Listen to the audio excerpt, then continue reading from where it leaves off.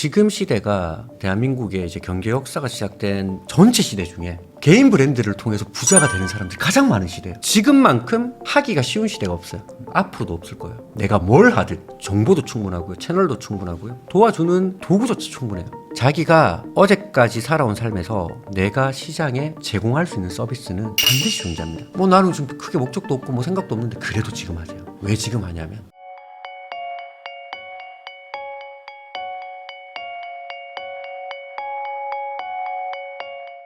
안녕하세요. 부익남TV의 부익남입니다. 오늘은 10권이 넘는 베스트셀러를 40만 부 넘게 판매하신 스타 작가님을 모셨습니다. 제갈 현열 작가님 모시고 지금까지 만난 부자들에 대한 이야기, 그리고 앞으로 평범한 사람들이 잡을 수 있는 기회에 대한 이야기까지 한번 나눠보도록 하겠습니다. 작가님 안녕하세요. 안녕하세요. 반갑습니다. 이 작가님 제가 방금 소개했듯이 이제 10권이 넘는 베스트셀러를 쓰셨는데 네. 사실 이 작가라는 직업은 어찌 보면 이게 본인을 약간 노출하기보다는 책으로 표현하는 분들이잖아요. 맞아요. 예전에는 특히나 더 그랬죠. 네, 네. 그러다 보니까 이제 뭐 처음 보시는 분들도 있을 수도 있으니 네. 뭐 간단하게 자기소개를 한번 하고 그다음에 좀 대화를 이어가면 좋을 것 같거든요. 알겠습니다. 반갑습니다. 제갈 현열입니다. 제가 이제 13권의 책을 쓰고 네. 10권의 베스트셀러라는 이제 과분한 사랑을 받았음에도 불구하고 대부분은 사실 저를 몰라요. 말씀하신 것처럼. 그래서 이야기를 하기 전에 네. 그래도 제가 어떤 사람인지를 알려드리는 것이 좀 이 이야기를 듣는 게 좀 더 몰입감이 있을 것 같아서 네네. 간단하게 또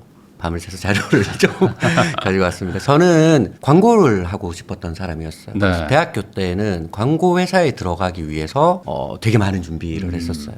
이게 제가 대학교 다닐 때 받았던 교내 공모전 수상 횟수고요. 네. 이게 이제 제가 받았던 전국 공모전 수상 횟수예요. 저는 총 3번의 장관상을 받았었고요. 네. 그리고 대학생이 참석할 수 있는 대회 중에 가장 큰 광고제에서 광고제가 생긴 이후로 처음으로 4년 연속 수상을 했었어요. 네. 네. 그리고 이제 대학생뿐만 아니라 일반인까지 참여할 수 있는 우리나라에서 가장 오래되었고 가장 이제 네임밸류가 높은 그 대한민국 공익광고제라고 하는 대회에서 네. 대회가 그때 당시 26년째, 지금은 한 40년째 이어오고 있죠. 대회가 생긴 이후로 처음으로 또 2년 연속 대상을 받았었어요. 그렇게 상을 많이 받다 보니까 마지막은 이제 대한민국 인재상이라고 하는 네. 대통령상도 받았습니다. 이런 노력을 통해서 제가 광고 관련해서 딱 100개 정도의 활동을 했더라고요. 네. 나중에 이제 취업을 하려고 보니까 이력서를 정리하잖아요. 증빙서류가 딱 100장 나오더라고요. 이제 그걸 무기로 그 HSA드라고 하는 LG 계열의 광고 대행사에 네. 또 영어 성적이 없는 최초의 지방자립대 신입사원이라는 굉장한 이상한 타이틀을 네. 가지고 이제 입사를 하게 됐어요. 그 이후로 저는 역시 글도 쓰고 싶었던 사람이에요. 그래서 광고홍보학과를 하면서 문해창작학과를 복수 전공을 했었고요. 책을 쓰고 싶어서 그 이후로 이제 1년에 한 권씩 매년 꾸준히 13년간 책을 썼고요. 지금까지 총 13권의 책을 썼습니다. 네. 그런 저는 현재 지금도 글을 자문하고 있는 사람이에요. 그래서 기업에서 이제 글이 필요할 때 글에 관련된 자문을 해요. 예를 들면 뭐 펀딩 페이지를 도와준다던가, 제가 이제 여러 기업의 펀딩 페이지를 도와줬는데 다행히 제가 도와준 기업들의 펀딩 페이지 달성률이 한 450%는 되더라고요. 그리고 뭐 이런 기획서를 좀 컨설팅 해준다던가, 발표 같은 걸 해야 된다, 프레젠테이션을 컨설팅 해준다던가, 그리고 이제 어떤 브랜딩이 필요하다라고 하면 이제 개인 브랜딩 혹은 기업의 브랜딩을 컨설팅 해주고요. 지금은 뭐 숯불 막창을 네. 파는 집에서 변호사 로펌까지 좀 다양한 기업에서 그 기업이 어떤 글로 관련된 의사결정이 필요할 때 그것을 도와주는 일을 네. 하고 있습니다. 그래서 저는 저를 한마디로 이렇게 표현해요. 다시 인사드릴게요. 반갑습니다. 20년간 기획과 글을 썼고 지금도 글을 자문하고 있는 시장 우선주의자 제갈 현열입니다. 아주 그냥 그 말씀하셨던 것처럼 광고랑 글을 가지고 이제 이렇게 살아오셨기 때문에 네. 본인에 대한 이 설명도 이렇게 좀 특이하게 해주신 것 같아요. 맞습니다. 예. 네. 근데 이제 제가 오늘 모신 이유는 뭐 크게 이제 두 가지긴 한데, 먼저 첫 번째로 이제 책을 이제 베스트셀러를 또 많이 쓰셨는데 네네. 그 뭐 돈에 대한 얘기들도 좀 쓰시고, 네, 그리고 그렇죠. 이제 글 광고도 어찌 보면 큰 틀에서 이제 돈과 관련된 일들이 많잖아요. 큰 틀이 아니라 그게 곧 돈이죠. 그러니까. 사실. 예, 아, 모든 생산활동은 돈을 위해서 하는 네. 거니까. 그러다 보니까 이제 그 과정에서 말씀하셨던 어떤 컨설팅도 많이 하시고, 뭐 기업도 만나시고, 뭐 부자들도 많이 만나셨을 텐데, 이 부자라는 거에 대해서 많은 우리 시청자분들이 되게 워너비 하고 싶다라는 생각들을 갖고 있지만, 네. 사실 방법은 다 다양할 수도 있고 그렇죠. 그리고 과거엔 됐지만 앞으로는 어떻게 될지 모르니까 그렇죠. 이런 것들도 참 복잡스러운 마음이시거든요. 부자가 되는 거에 어떤 뭐 공통점 같은 게 있을까요? 제가 부자 관련된 이야기를 할 때 그래도 이야기를 하는 사람의 리즌 와이가 있어야잖아요. 네네. 제가 어떤 얘기를 하냐면 제가 이제 13권의 책을 썼다라고 했는데 저는 늘 시장이 원하는 이야기를 썼거든요. 최근 5년 동안 제일 시장에 관심 있었던 이야기가 네. 방금 말씀하셨던 돈 버는 법, 부자가 되는 법이에요. 근데 대한민국에서 부자가 되는 방법은 세 가지밖에 없습니다. 세 가지. 근로소득, 사업소득, 투자소득. 이거 세 네. 가지밖에 없잖아요. 네. 일을 열심히 해서 임원이 되거나 아니면 사업을 열심히 하거나 장사를 열심히 해서 이제 부자가 되거나 투자를 열심히 해서 부자가 되는 방법밖에 없잖아요. 네. 저는 그 세 주제에 관련된 책을 다 써봤어요. 그리고 다행히 그 세 권의 책이 전부 베스트셀러에 됐어요. 그 책을 쓰는 과정에서 뭐 근로소득으로 부자가 되신 분들, 사업소득 혹은 투자소득으로 부자가 되신 분들도 많이 만나봤고요. 네. 그래서 제가 무슨 얘기를 하냐면 나는 대한민국에서 부자가 되는 방법에 대해서 남들보다 조금 더 많이 고민해 본 사람이고 그리고 모든 종류의 부자가 된 사람들을 조금 더 많이 만나본 사람이긴 하다라고 이야기를 하거든요. 네. 그런 제 관점에서 부자가 되신 분들의 이제 공통점이라고 했을 때는 크게 저는 세 가지가 있었던 것 같아요. 첫 번째는 모든 부자들은 자기만의 정말 확실한 생산 수단이 있어요. 그러니까 자기만의 돈을 버는 확실한 방법이 있다라는 거예요. 이제 그게 어떤 이제 의미가 있냐면 가령 이제 제가 예를 들어서 뭐 엄청난 정보가 있다. 그래서 이 정보를 가지고 일주일 뒤면 네. 60% 수익을 낼 수 있다. 네. 네. 라는 이야기를 할 때 대부분의 일반 사람들은요. 제가 그걸 뭐 잘 모르지만 그래도 이제 기회가 돼서 알려준다라고 했을 때 대부분은 투자를 안 하거나 그렇죠. 내가 좀 더 투자했더라면이라고 라면을 끓여요. 네.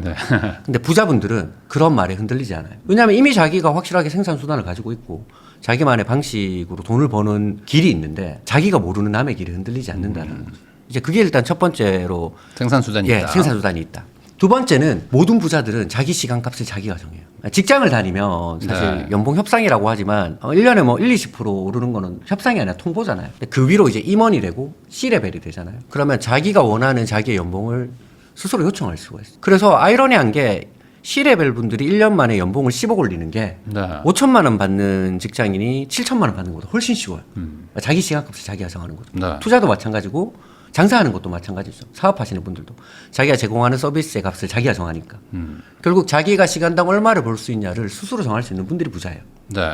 마지막 세 번째가 부자들의 주변에는 반드시 자신이 부자가 되는 걸 도와줬거나 아니면 자기와 같이 서로 다른 방법이든 어찌되었건 자기와 같이 부자를 이룬 사람이 있거나 네. 따위에 주변의 인간관계 저는 그걸 어떻게 표현하냐면 부자의 전화번호부와 가난한 자들의 전화번호부는 다르다라고 이제 표현하거든요. 그래서 그분들이 가지고 있는 주변의 그 네트워크라고 하는 무형자산 그게 큰 차이가 있었어요. 그 세 가지인 것 같습니다. 그러면 이제 아마 이 방송을 보시는 분들은 그 세 개가 다 없다 나는 그렇게 말하시는 분들이 많을 수밖에 없어요. 왜냐면은 그렇죠. 이게 너무 어려울 수 있는 게 우선 시급을 내가 정한다. 어렵죠. 그거 어떻게 정하냐 이거죠. 맞아요, 맞아요. 대부분 이제 근로자들이니까. 맞아요. 거기다가 이제 부자들이 주변에 있는데 넌 부자가 아니니까 또 부자들을 맞아요. 만날 방법도 없고. 맞아요. 이게 참 어려운 것 같아요. 저는 그렇게 생각을 합니다.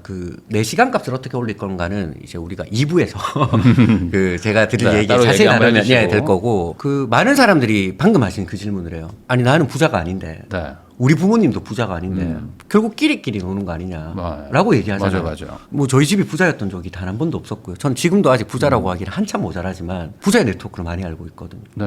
그러면 저는 어떻게 알았을까? 한 가지밖에 없어요. 저는 글쓰기를 잘했어요. 글쓰기를 잘했다라고 하는 것이 글을 오랫동안 썼었고 그리고 지금도 글을 쓰고 있고 누구보다 글에 대해서는 제 시간과 정성을 많이 썼기 때문에 글쓰기라고 하는 것 하나만큼은 누구와 견주어도 부끄럽지 않다라고 스스로 생각을 하고 또 시장의 인정도 받았어요. 부자들을 만날 때 그분들과 네트워크를 쌓을 수 있었던 이유는 그분들에게 제 실력이 필요하기 때문에. 저는 그래서 네트워크가 필요하신 분한테 두 가지를 얘기하거든요. 정말 타고난 무형자산이 있거나 예를 들면 이제 부모님이 워낙 네. 부자셔서 우리 아들이야. 네, 우리 아들이야라고 하던가 아. 그게 아니면 그 자기보다 나은 사람들이 자기에게 관심을 가져줄 만한 자기만의 본질 실력이 있어야 돼요. 저는 본질이 있어야 된다라는 이야기를 그래서 많이 합니다. 그리고 다르게 얘기하면 모든 사람들한테 사실 본질은 있어요. 자기가 그것을 제대로 정의하지 못할 뿐이고 그리고 어떻게 하면 본질을 표현할 수 있을지를 모를 뿐이지 저는 본질은 다 있다고 생각을 해요. 그러면 이제 그 작가님이 말씀하셨던 게 또 일맥상통한 것 같은데 아까 말한 첫 번째가 생산수단이었잖아요. 네네. 그러니까 내가 뾰족한 생산 수단이 있어야 네. 사실 시급도 정할 수 있고 아, 그렇죠. 그래야 그걸 기반으로 인맥도 넓힐 수 있다. 맞아요. 이렇게 이해하면 될까요? 맞습니다. 자기 본질이라고 하는 것이 생산 수단이 되지 않으면 네. 본질이 될 수 없거든요. 그러니까 우리가 먹고 사는데 제일 중요한 게 밥벌이잖아요. 네. 먹고 사는 문제가 제일 중요하잖아요. 자기가 가장 잘하는 걸로 밥을 벌어 먹고 살지 못하면 네. 그건 어딘가 안 맞는 거잖아요. 그래서 저는 본질이라는 게 생산 수단이다는 아니지만 반드시 자신의 본질은 생산 수단화 되어야 된다라고 생각합니다. 그리고 그게 너무 뾰족해지고 날카로워지면은 그걸 필요로 하는 사람이 분명히 나를 찾을 것이다. 당연하죠. 그게 그리고 과거에 비해서 그 뾰족하고 날카로운 난이도가 한없이 낮아진 시대가 지금이거든요. 그래서 그걸 2부에 말씀드리려고 하는 거예요. 네, 그러니까 이게 근로소득을 버는 분들은 이게 잘 안 와닿을 수도 있을 것 같아요. 이게 맨날 회사에서 출근하고 맞아요. 퇴근하는 분들은 그게 좀 어렵다고 생각하는 분이 많더라고요. 저는 예를 들어 볼게요. 제가 자문을 하는 많은 분들이 사업을 가지고 계시잖아요. 근데 네. 재밌는 사실은 사업을 하시는 대부분이 직장인 출신이세요. 그러니까 직장인을 하다가 어느 순간 나 사업해야지가 아니라 직장을 다니면서 이제 근로소득을 받으시면서 그 안에 속해 있으면서 본인이 개발했던 어떠한 것들을 가지고 와서 네. 사업을 하는 경우가 되게 많아요. 그래서 어떤 분이 계시냐면 이 기업을 밝힐 수는 없지만 정유회사에 다니시는 지금 이제 대표님이신 분이 한 분 계신데 그분이 정유회사를 다니면서 열심히 이제 회사 생활을 했죠. 회사 생활하면 자기 시간을 쓰니까 그만큼 뭔가를 배우잖아요. 그러니까 시스템도 배우고 조직 관리나 이런 것들도 배우고 이게 나중에 네. 사업하는 데 다 도움이 돼. 결정적으로 본인이 그 업을 하면서 이 회사에서는 크게 중요하게 생각하지 않은데 즉 그렇게 큰 이익이 안 남는데 개인이 이걸 하기에는 꽤나 괜찮은 수익이 날 것 같은데라는 걸 몇 가지 발견하신 거예요. 네. 그때부터 그분이 뭐 했냐면 이야기하고 글로 적고 다니셨어요. 본인이 이제 본인 채널을 개설하셔서 이런 아이템이 있더라. 네. 근데 내가 보니까 이거 가치가 있더라라는 글이라던가 그게 실제로 해외에서는 어느 정도 판매가 되고 있다라던가 글을 적음으로써 자신의 기록을 남기기 시작했고요. 그리고 본인이 생각하는 아이템을 그 기획서로 만들어서 이제 영업을 다니시니까 영업 다니면서 술자리에서 네. 가벼운 토크할 때 슬며시 던지기 시작한 거예요. 네. 그걸 한 2년 정도 하신 거예요. 크게 기대를 안 하시고. 네.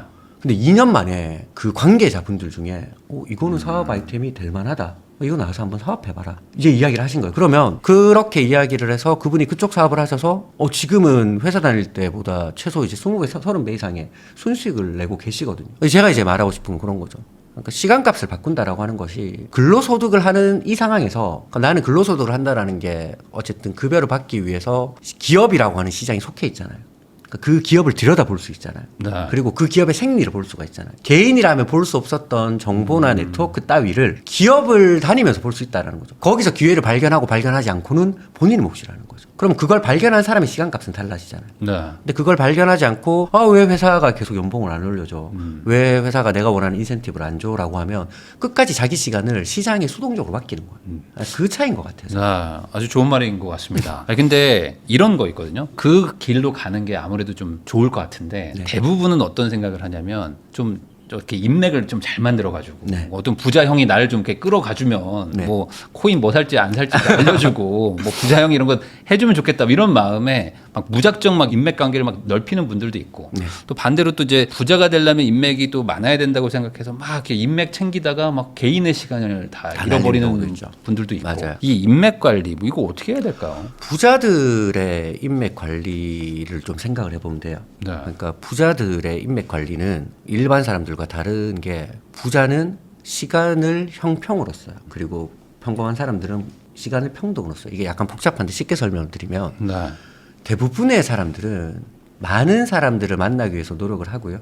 그 많은 사람들한테 시간을 고루고루 써요. 근데 부자들은 형평성의 원칙이 뭐냐면 동등한 자에게는 동등하게 그렇지 않은 자에게는 그렇지 않게 해요. 자기가 시간을 써야 될 사람들에게는 시간을 쓰지만 자기가 시간을 써야 되지 않을 사람들은 과감하게 시간을 쓰지 않아요. 그래서 부자들이 이제 인간관계나 네트워크를 이야기할 때 저는 그 얘기를 하거든요.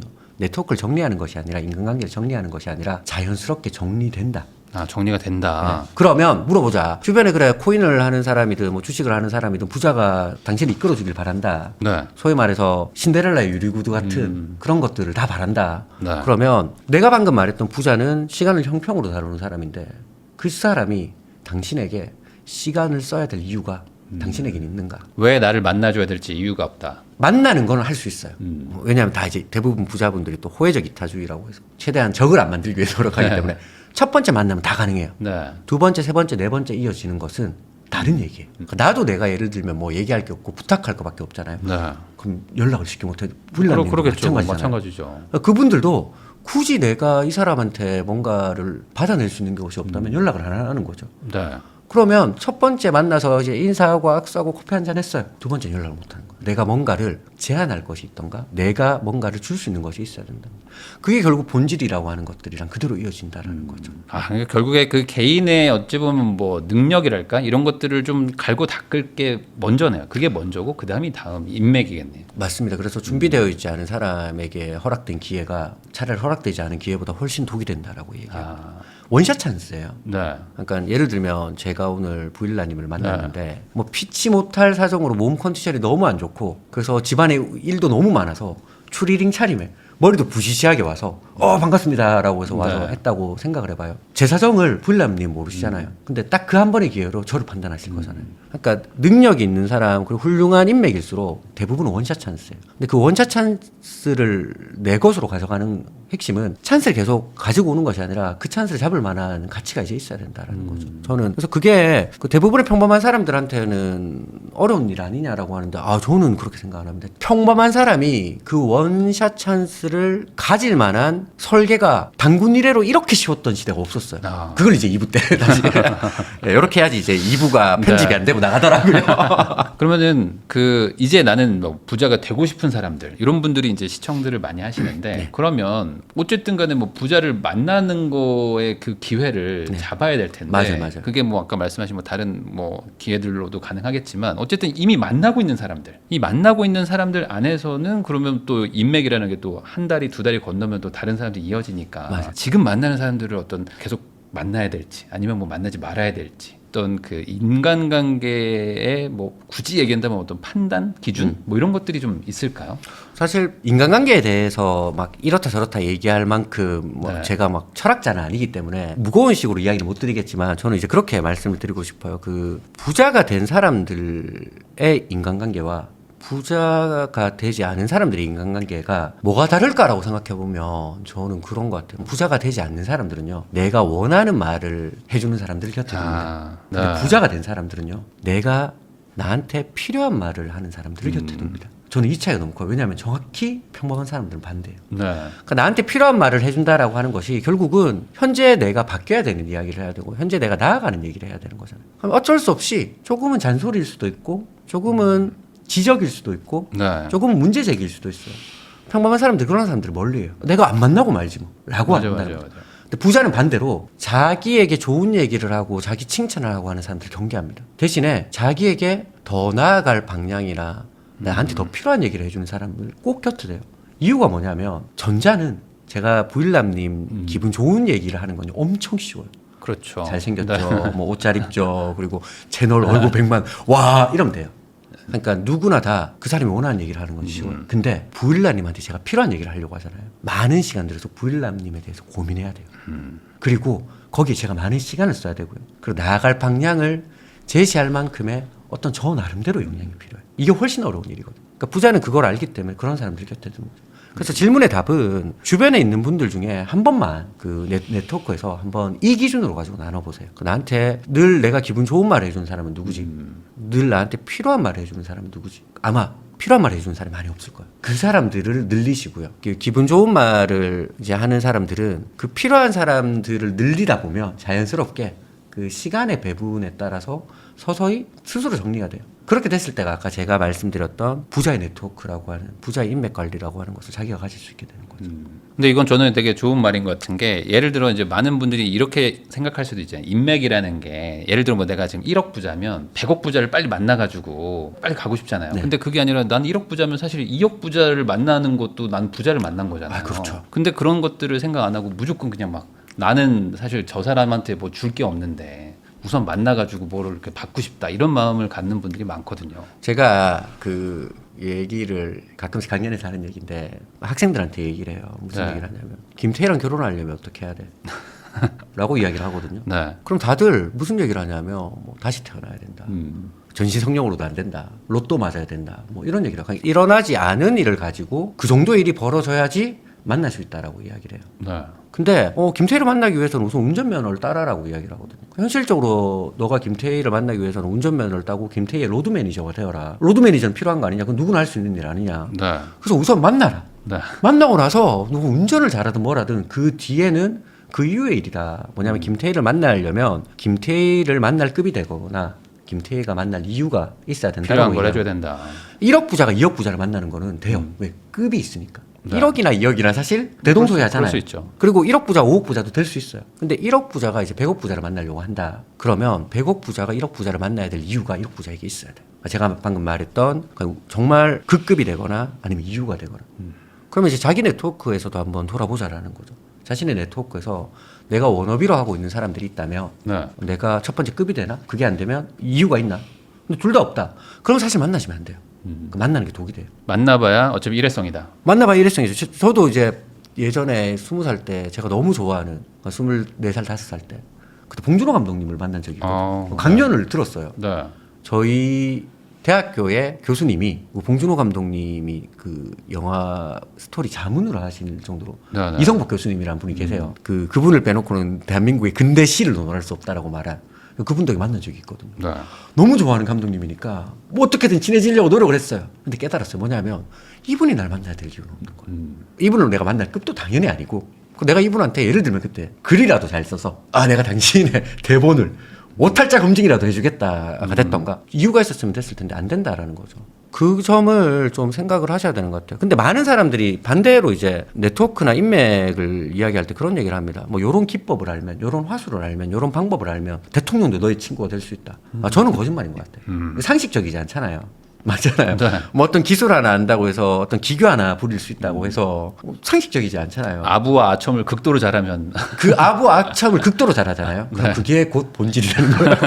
본인의 역량이 되는 거죠. 네. 예, 본인의 역량이 되고 만났는데 계속 그 대통령이 생각이다. 나를 이렇게 칭찬해 준 사람이 있었던 이런 거야. 사람이 없었다. 없었다. 그러면 그 사람의 본질은 뭡니까? 남을 기분 좋게 만드는 그렇죠. 타고난 능력이 있는 거잖아요. 네. 그것도 아마 그분이 재능 플러스 그 어느 순간 열심히 노력해서 맞아요. 얻은 신강과 정성일 거예요. 그렇죠. 대통령을 떠올리게 할 그렇죠. 정도로 얼마나 이걸 잘하겠어요. 그러니까요. 네. 그래서 저는 본질 이야기할 때 무게 잡지 말라라고 이제 꼭 얘기를 드리고 싶은 게 네. 본질이라는 게 꼭 멋있을 필요 없고요. 꼭 잘날 필요 없고요. 말씀 너무 잘해주셨는데 네. 시장이 필요로 하는 능력이면 다 돼요. 저는 그래서 요 얘기는 헨리포드 미국의 이제 자동차 그 왕국을 세우신 분이 끝나고 나서 본인이 은퇴하고 나서 그 자동차를 세웠던 그 입지전적의 그 인물들을 다 모아서 소풍을 갔거든요. 네. 그래서 출발을 안 하는 거예요. 그래서 왜 안 하냐라고 하니까 아직 한 명이 안 왔대. 네. 누가 안 왔냐 하면 자기 짐을 늘 들어주던 흑인, 비서 네. 한 명이 안 왔다라는 거예요. 그 사람이 안 와서 출발할 수 없다라고 하니까 주변에 있는 사람들이 아니 그 사람이 평생 한 일이라고는 당신의 짐을 들어주는 것밖에 없었다. 그리고 네. 그거 내가 들어주겠다.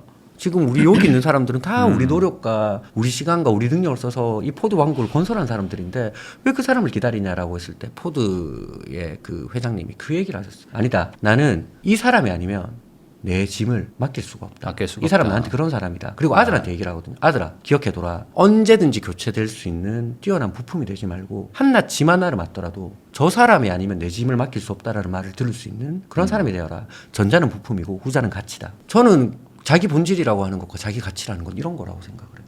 어찌되었건 그 사람이 그리고 그 사람이 계속 찾게 되는 거. 저는 이거라고 생각합니다. 그래서 제발 그 본질 개발을 하시는 건 아니면 그런 거에서 주변 눈치 보시면서 있어 보이는 말, 잘나 보이는 말 그런 것들로 개발하려고 하지 마세요. 자기가 살아온 삶에서 어제까지 살아온 자기 환경에서 이미 자기의 본질은 다 숨어 있어요. 그걸 충분히 개발하시더라도 지금은 누구나 그것으로 돈을 벌 수 있는 시대라는 거죠. 그럼 지금 이제 인간관계 얘기를 좀 하고 있었으니까 뭐 저는 이런 생각도 좀 떠오르거든요. 어쨌든 뭔가를 담으려면, 그러니까 세술은 세부대라는 얘기처럼 내가 지금 인간관계가 있잖아요, 현재. 네. 그럼 있는 상태에서 좀 덜어내야 네. 그래야지 그 자리에 또 새로운 사람을 또 채울 수 있지 않을까라는 생각도 그렇죠. 좀 들거든요. 그렇죠. 그러면 지금 만나는 분들 뭐 이게 너무 좀 약간 계산적일 수도 있는데 제가 대신 요거 넘어갈게요. 그러니까 인간관계 정리하는 데 있어서 네. 어떤 사람을 남겨야 되고 네. 어떤 사람을 쳐내야 되냐 인 거잖아요. 그러니까 그럴 수 있겠죠. 나는 정말 그 성공할 거야. 그래서 내 주변에 필요 없는 사람들을 다 제낄 거야. 네. 어떻게 해야 돼? 이거잖아요. 그리고 그게 과연 맞는 건가라는 어떤 그 감정적인 좀 곤란함도 있을 것 같고 좀. 네. 제가 불일남님 되게 네. 좋아해요. 네. 이게 방송에 나갈지 모르겠지만 말씀드렸던 것처럼 제 주변에 네. 정말 자기 잘난 맛에 사는 그 4명의 사람이 그 4명이 공통적으로 좋아한다, 정말 성격이 좋다, 진짜 인간성이 좋다라고 말한 분이 네. 처음이세요. 전 그래서 정말 좋아해서 오늘은 요거를 얻어먹을 각오로 자, 대신 이제 말씀드릴게요. 저는 인간관계 정리해야 된다라고 생각을 하는 입장이고요. 그 인간관계 정리를 하지 않는 것은 인정이 아니라 무능이라고 생각해요. 자기 삶에 대한 책임감이 전혀 없는 태도라고 생각을 하거든요. 그래서 인간관계를 그럼 어떻게 정리해야 되냐. 절대적인 기준이 있으면 편하잖아요. 그러니까 제가 생각하는 기준은 이렇게 합니다. 저는 인간관계는요. 그 부일남님도 한번 주변에 잘 보세요. 나를 인정해주는 사람이 있고요. 나에게 인정을 받길 바라는 사람이 있어요. 네. 딱 두 종류밖에 없거든요. 큰 틀에서 보면 나를 인정해주는 사람을 곁에 남기시고요. 나한테 인정을 계속 요구해서 바라는 사람을 버리시면 됩니다. 이유를 말씀드릴게요. 나를 인정해주는 사람이라고 하는 것은 그 누군가가 어쨌든 나라는 사람의 본질과 가치를 인정한 거잖아요. 그러면 인정한 것을 베이스로 미래 이야기를 할 수 있어요. 너는 이걸 가지고 있어. 근데 나도 이걸 가지고 있네. 그럼 우리 이걸 어떻게 할까? 뭔가 해볼까? 뭔가 해볼까? 그럼 아니면 내가 뭔가를 해줄까? 왜냐하면 남을 인정할 수 있다라는 것은요. 이미 본인 스스로도 뭐가 있는 거지. 인정할 만한 게 네. 있는 사람이에요. 그렇죠. 맞잖아요. 네네. 미래적인 이야기를 할 수 있어요. 플러스가 되는 거죠. 근데 나한테 계속 야, 나 인정해줘. 나 이런 사람이야. 나 제발 인정해줘라고 하는 사람은 반대로 인정을 받아야 되는 입장에서 계속 인정을 요구하고요. 그게 감정적 소비죠. 두 번째는 이런 얘기를 합니다. 인정했어? 야, 인정했으면 나한테 이런 거 해줘. 너 인정했잖아. 그럼 나한테 이런 거 해줘야 되는 거 아니야? 뭘 해달라고 합니다. 네. 그럼 끊임없이 함께 나갈 무언가가 아니라 내 것을 가져가서 도와줘야 될 무언가의 이유를 만듭니다. 그게 시간적 마이너스고요. 감정적 마이너스고요. 나아가서 경제적 마이너스입니다. 그래서 자기 삶을 한번 돌아봤을 때 인정이라고 하는 걸 기준으로 한번 보세요. 나를 인정해주는 사람, 나한테 인정을 바라는 사람. 저는 후자는 쳐내야 된다라고 생각을 해요. 왜냐하면 자기 본질이 있는 사람은요, 더 이상 남한테 인정을 안 바래요. 반대로 그러면 나를 인정 안 하려고 어떻게든 막 나한테 뭐라고 하는 사람 있잖아요. 근데 친구야. 이런 사람들은 최대한 빨리. 저는 그게 친구일 리 없다라고 생각합니다. 근데 친구라고 오해를 많이 하시거든요. 그게 굉장히 오해를 하는 이유가 뭐냐면 우리가 보통 그런 사람들은 공통점이 하나 있어요. 사회에 나와서 만난 사람 한 사람도 없습니다.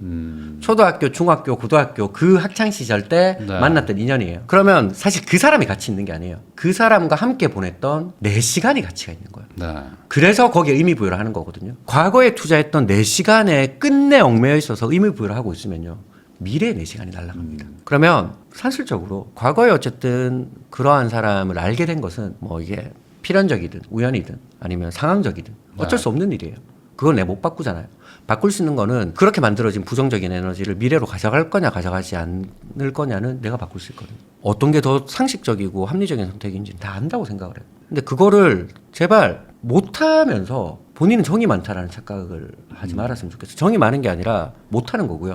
못하는 것은 자기 미래에 대해서 그만큼 더 나아가고자 하는 욕심이나 욕망이 부족한 거라고 저는 생각을 해요. 자기가 충분히 선택할 수 있는데 저는 그렇게 생각을 합니다. 그럼 방금 말씀해 주신 것처럼 작가님도 인간관계를 뭐 비우고 그다음에 그 자리에 뭐 이제 다양한 사람들 뭐 부자들도 뭐 같이 뭐 채워 넣었는데 그 수단이 결국에 이제 글이었다고 하셨잖아요. 네, 맞아요. 이번에 쓰신 책도 팔리는 글은 처음이라라는 건데 네. 결국에 이제 글을 가지고 인생을 바꿨다라고도 볼 수 있는 거 아니겠습니까? 맞습니다. 글을 가지고 인생을 바꿨고요. 정확히는 글쓰기를 통한 브랜딩으로 인생을 바꿨다라고 할 수 있죠. 그러면 그 글쓰기가 처음 어떻게 부자와의 어떤 인간관계 인맥으로 갔던 뭐 가장 첫 뭐 시작 뭐 그 얘기 해주시면 좋을 것 같아요. 처음에 부자를 이제 만나게 된 것은 사업 자문이라는 걸 하기 시작하면서였어요. 네. 기업을 자문하면서 기업가를 만난 거죠. 기업 자문을 어떻게 했냐라고 하면 저는 이제 앞서 자기소개로 본 것처럼 이제 20년 동안 기획과 글을 했었잖아요. 네. 그 기획력이라고 하는 것과 글이라고 하는 능력이 합쳐지니까 누군가를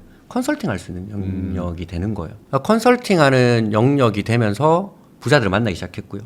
그 부자들이 저를 신뢰하게 된 이유는 그 사이에 제가 만들어놨던 글쓰기를 통한 저라는 사람의 브랜딩이 있었기 때문이잖아요. 브랜딩이라고 하는 게 생겼기 때문에 이 브랜딩이 뭘 만드냐면 신용을 만들거든요. 그러니까 부자들은 결국은 신용할 수 있는 사람을 만납니다. 그래서 따지고 보면 글쓰기라고 하는 실력이 있었고요. 그 실력으로 만든 저만의 브랜딩이라는 게 있었고요. 이 두 가지가 부자들의 입장에서는 내가 가지고 있을 때 가지고 있지 않은 것보다 훨씬 도움이 된다라고 이제 판단을 한 거죠. 모든 사람들이 자기가 어쨌든 생산 활동을 하고 생산 수단을 가지고 운영을 하면서 그것을 내가 가진 생산 수단을 알리려고 하고요. 그리고 전달하려고 하고요. 전하려고 해요. 왜냐하면 시장이 알아야지 그 생산 수단을 찾게 되고 인정을 하게 되고 돈을 벌잖아요. 네. 그 알리는 수단 두 개밖에 없습니다. 말 아니면 글이잖아요. 말도 네. 결국 중요한 말은 대본이 있잖아요. 결국 글이거든요. 그러니까 글을 잘 쓸 수 있다라고 하는 그 본질은 시장에서 자본을 많이 얻어서 부자가 된 사람들이라면 필수적으로 이 능력은 필요하지 네. 라고 생각을 한다라는 거죠. 그 덕분에 많이 만날 수 있었던 거죠. 결국에 그 부자들이 이제 찾고자 하는 어떤 그 능력 그거를 내가 갖췄고 그게 어찌 보면 글로써 홍보가 됐기 때문에 맞아요. 네, 홍보가 그러면서 됐고 글로써 브랜딩이 된 거죠. 만나게 됐다. 네, 그럼 결국에 부자가 되는 거는 글쓰기라기보다는 글로 인한 브랜딩. 맞아요. 글로 인한 브랜딩이고 그게 뭐 말로든 뭐 연기든 뭐든지 맞습니다. 간에 브랜딩이 돼야 된다. 브랜딩이 돼야 되는 거고 그 네. 브랜딩을 이제 아까도 말씀하셨던 것처럼 일반 사람들이 가장 쉽게 할 수 있는 수단이 글쓰기인 거예요. 저는 그렇게 생각을 합니다. 그래서 이제 글쓰기라고 하는 것이 평범한 사람들이 부자가 되기 위해서 가지지 않을 이유가 없는 네. 거라고 생각을 해요. 근데 대다수의 분들은 글이라는 건 뭐 읽는 거고 누가 쓴 거를 이제 보는 거고 그것도 좀 귀찮기 때문에 그냥 뭐 영상이나 뭐 요약집 뭐 이런 것들 이제 많이 찾거든요. 맞아요. 근데 오히려 이거를 써야 된다. 그래야 맞아요. 인생이 바뀐다. 이렇게 네. 생각해야 되는 거군요. 많은 사람들이 지금 이제 유튜브 영상을 보잖아요. 그리고 지금은 읽는 시대가 아니라 보는 시대라고 이야기를 하잖아요. 근데 재미난 것은 네. 저도 이거 찾아보면서 놀랐는데 우리나라 100만 구독자 네. 유튜버, 그러니까 100만 이상을 기록한 유튜버 중에 70%가 그 자기 시작을 블로그로 했어요. 뭐 김작가 TV 네. 지금 나오는 김도윤 작가님 있잖아요. 블로그로 처음 시작했거든요. 그러니까 정말 많은 분들이 이 보여지는 영상에 대한 그 역량을 네. 글쓰기를 통해서 키웠다라는 거예요. 그리고 성공하신 분들일수록 유튜브든 뭐든 이제 영상을 가지고 계신 분들일수록 채널을 쓰는 채널은 반드시 하나씩 운영하거든요. 그냥 거기서 더 깊은 얘기를 할 수 있고 설득을 할 수 있고 네. 그래서 시장에 자본을 유입시킬 수가 있거든요. 예를 들면 여기 뭐 어떤 부일남님께서 이제 본인이 생각하는 어떤 컨텐츠에 대한 그 교육 사업을 한다라고 해요. 네. 그럼 유튜브에서 홍보를 하면 홍보는 잘 되겠죠. 하지만 홍보된 사람들이 찾아와서 들여다보고 판단하고 설득되는 것은 결국은 어떠한 저장된 페이지에 정보가 적혀 있는 글이거든요. 그러니까 글쓰기만 잘한다가 아니라 글쓰기를 잘하게 되었을 때 영상을 하든 아니면 뭐 사업을 하든 뭐 어떤 것을 하든 전부 다 이제 곱하기가 된다라는 거예요. 그렇기 때문에 이제 글쓰기가 필요하다라는 얘기를 하는 겁니다. 베스트셀러 작가이시죠. 제갈현열 작가님하고 지금 이야기 나누고 있는데 결국에 이제 브랜딩으로 가는 그 길로서의 이 글 얘기를 지금 하고 있는데 맞아요. 사실 이 인생을 바꾸려고 하는 분들이 요즘에 약간 좀 뭐랄까 현타 아닌 현타가 오는 게 아니 본전이라는 거 뭐가 투자금이 좀 있어야 그걸로 투자도 해서 불리는데 이제는 뭐 따라잡기가 너무 힘들다. 양극화도 심해지고 맞아요. 그러니까 결국에 내가 좀 근로소득이든 사업소득이든 이런 것들을 좀 폭발적으로 좀 늘려보고 싶기도 한데 대부분 다 이제 뭔가 회사원으로서 있다 보니 이거 시작조차 못하겠다. 기회가 이제 다 막혔다. 사달이 다 끊겼다. 이런 얘기들 요즘 많이 하잖아요. 네네, 부자 될 방법이 없다. 맞아요. 근데 그거에 대해서는 좀 전혀 반대의 얘기를 하시는 거지 않습니까? 맞아요. 벼락거지라는 말 너무 네. 재미있지 않나요? 그러니까 벼락 부자는 있었는데 네. 지금은 벼락거지다. 내가 저 주식 안 사서 저 비트코인 안 사서 저 아파트 안 사서 그러니까요. 거지됐다라고 하잖아요. 네. 그래서 그 사다리가 끊겼다라는 얘기를 하는데 그 재밌는 것은 지금 시대가 대한민국의 이제 경제 역사가 시작된 전체 시대 중에 개인 브랜드를 통해서 부자가 되는 사람들이 가장 많은 시대예요. 네. 유튜브만 당장 보더라도 지금 50만 이상 유튜버들이 몇 명이나 있습니까? 그리고 많죠. SNS를 보더라도요. 우리는 몰라요. 저도 모르고 네, 저도 부일라님도 몰라요. 모르시지만 그냥 뷰티 유튜버인 것 같은데 팔로워 수도 10,000명, 20,000명밖에 안 되는 것 같은데 본인 브랜딩 이용해서 어떤 화장품 사업 같은 거에서 뭐 한 번에 수억 수십억 버는 사람 너무나 많고요. 글도 마찬가지고 블로그도 마찬가지고요. 지금만큼 저는 오히려 부자가 되기 쉬운 시대는 없었다라고 이야기를 하거든요. 이유가 뭐냐면 부자가 된다라고 하는 것은 아까 말한 것처럼 자기 시간값을 높이면 돼요. 네. 맞잖아요. 네. 자기가 한 시간에 10,000원 받는 사람이 한 시간에 100만 원 받으면 100배 부자가 되는 거겠죠. 한 시간에 1,000만 원 받으면 1,000배 부자가 되는 거잖아요. 네. 자기 한 시간에 대한 가치를 높이면 되는데 그 한 시간의 가치를 높일 수 있는 방법은 결국은 유명세예요.